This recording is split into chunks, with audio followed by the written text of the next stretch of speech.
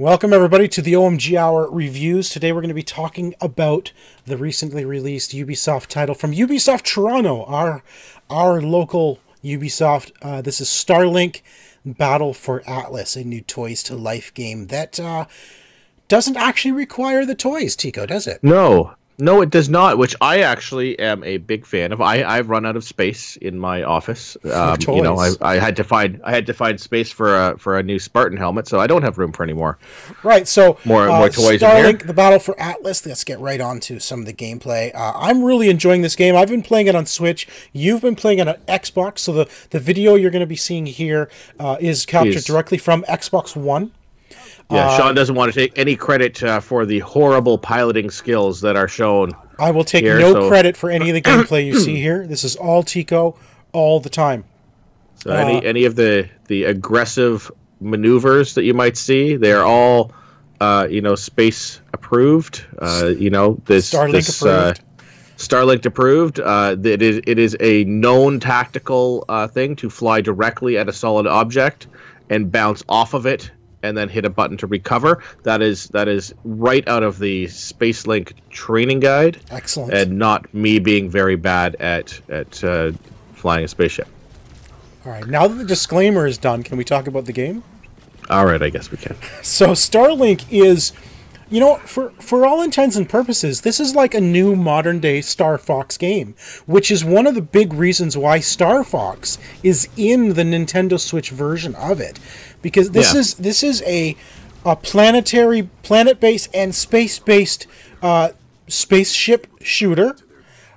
Spiritual successor almost. Yeah, to Star Fox. So while you have a pilot you can choose, you never get out of your starship. You are always in a ship, either on a planet or in space. And you can leave the planet anytime you want. There are 7 planets in the solar system, and then there's a big campaign that you follow through. It starts out with basically your leader is kidnapped, and it's up to you to try to find him and rescue him. So that is where they throw you into the game. And you can choose, I think, isn't there like 8 different pilots and 6 different ships? I believe, or 12 pilots or something like that. I think it's 10 with the Switch exclusive. Right, with Star Fox, because Star Fox is Star Fox, and the Star Fox R-Wing is the only available for the Switch. I'm really enjoying this game. This is, this feels a lot like a No Man's Sky, but with actual things to do. Yeah, I do find so a couple of things that I found is it does not tell you what to do. It gives you a little thing, hey, go here for this. And I've gotten to a couple of things in some missions, and I don't know what I'm doing. I get there. Okay, I know it's the icon's on here saying this is where I have to go, and it's saying do this. But I'm looking at the controller. I'm like, okay, shoulder buttons. No, that didn't do anything. Trigger buttons. That didn't do anything. Like, I'm pressing everything, and it doesn't activate anything. I don't know what I'm doing. Yeah, I found a few in space. You come across these. You're told, hey, there's some wreckage. You should check it out. So I stopped, and I'm spinning around the wreckage, and I'm looking. I'm like, okay, there's a couple things inside the wreckage. Is that it? Like, I don't know. Yeah. What do you do with that? Do I shoot it? How do I access that experience? Yeah. I really like the animations in the game are great. Like the weapon animations, they're very detailed. Like you throw missiles, they're like flying all over the place. Very active, very colorful. Beautiful looking game, and it's just, I feel like this is like a Toys to Life game that we should have had years ago, because it's so cool being able to, just change your weapons on the fly. It's so easy to change them too. And for me, I'm playing this fully digitally, the deluxe edition, which basically gets you every single toy, every single ship, every single pilot available to you digitally. So all I have to do is hit the start button, and I can go into the menu, left trigger for my left weapon, and switch out to any of the weapons, right trigger for the right weapon. So you have to pop them onto the toys. I just have to go into the menu and do that. Super simple to do. I've done it. Obviously, we've done it at Ubisoft Toronto, where we played with the actual toys as well. And super simple to swap out your weapons in both methods. And I don't find that, having played it both with the physical version and digitally, it doesn't lose anything. Not at all. The experience loses nothing if you have the toys or don't have the toys. The toys are really cool, if you have the space for them and everything like that, that's great. But if it doesn't lose any of the fun of the game if you don't happen to have the toys, if you're not going into that collecting mode. You know, and speaking of toys, Tico, if I'm just going to move you down here for a second, I'm going to show you. I'm going to show you the R-Wing. So this is the Nintendo Switch version. This is the R-Wing. I'll just take it off of the base so you can see what it looks like. Apologies to podcast listeners. Check out the video. You can actually see the toys as I show. So this is the R-Wing. Of course, everybody recognizes that from Star Fox. What's cool about the R-Wing, these things actually, the sides of the wings actually move. Like, this is movable parts on this ship, so you can put them down. You can actually, you know, put them up to whatever direction you want. So I had no idea. It's funny. I took this out of the case, and one of these felt loose. I'm like, oh crap, is it broken? But no, it's posable. It's opposable. So the way the ships work, and the R-Wing is no different than any of the other ones. The weapons come off, okay, of the wings themselves. So this is how you would physically switch the weapons in game. You put on whatever weapon you want onto the wing. The wings themselves come off of every ship. So you can mix and match wings and ships and make your own creation of ships. You can actually put wings on top of wings as well, right? Yeah. Wings can go on forward or backwards. There's nothing saying that I can't take the R-Wing wing and flip it around, put it on this way, like backwards, on one side, and maybe take the other R-Wing and put it on the correct way underneath that, create my own unique R-Wing, and then the other side... That ain't going to fly so good, though. That is not going to fly so good. It would look pretty cool in game, though. And then from there... And then from there, you can put your weapon on, okay? And that's how the ships work. So that's cool how you can literally create your own ship out of all the parts. And of course, digitally, you can do that as well. You can flip the parts around. You can put wings on top of wings up to a certain point. I think it's 2 wings and then a weapon. I don't know if you can put 3 wings on or not. No, you can't. I remember them telling us when we went to the thing. Max, 2 wings. 2 wings.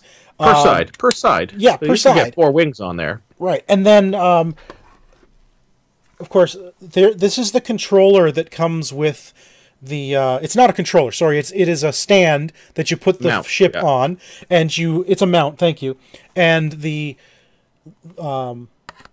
Joy-Cons slide inside the mount for the Switch. They just sit in there, and you play the game like that. The ship goes on top. Your pilot, there's Star Fox, sits in the top of the mount. And these mounts is the same for Xbox One as well as PlayStation 4 if you have the physical version. So you choose a pilot, you choose your ship, you put your ship on top of the pilot and plug it in, just like that. And that's how you play the game. So you're literally playing a game with a ship on your controller. It's really cool, and then it allows you... This one doesn't work so well. I can't get the... it's too close to the controller now. But see, you've broken the whole game, John. That's it. I've broken it. But you know, it's a neat design. It's a really neat design what they've done with the ships, with the toys. If you happen to have the toys, it's a really neat design. I think it's brilliant. But I think really the biggest thing about this is being able to play the game without the toys. You don't have to have the toys. Even if you have some toys, you can play with them and then buy other things digitally. So the game is fully playable with just one ship that comes with the starter pack. You don't need any other game at all, or any other ship. Yeah.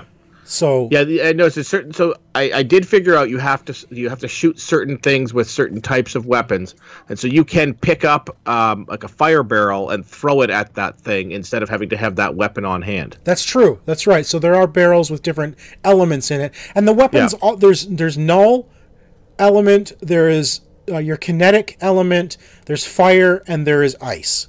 Those are the 4 elements in it, and there are 3 weapons per element, one being like a Gatling gun, the other being missiles, and another is like a bubble, I guess. Each of them have this sort of bubble. And what's neat about the null bubble, and Tico, you discovered this when we saw it at the launch party. You can throw a null bubble and then shoot like a fire missile into it. It becomes a fire bubble that fire burns. vortex. A fire vortex. And a frost vortex is the other one that you can get. And any enemies caught inside that bubble will take continuous elemental damage as they're stuck in there. The same thing is if you freeze an enemy and then shoot it with fire, it will take extra elemental damage as well. So you can mix and match your elements to play this game and choose the way you want to play it. It's really, really fun game. Like, seriously, this is kind of like, I think this is what we wanted from No Man's Sky.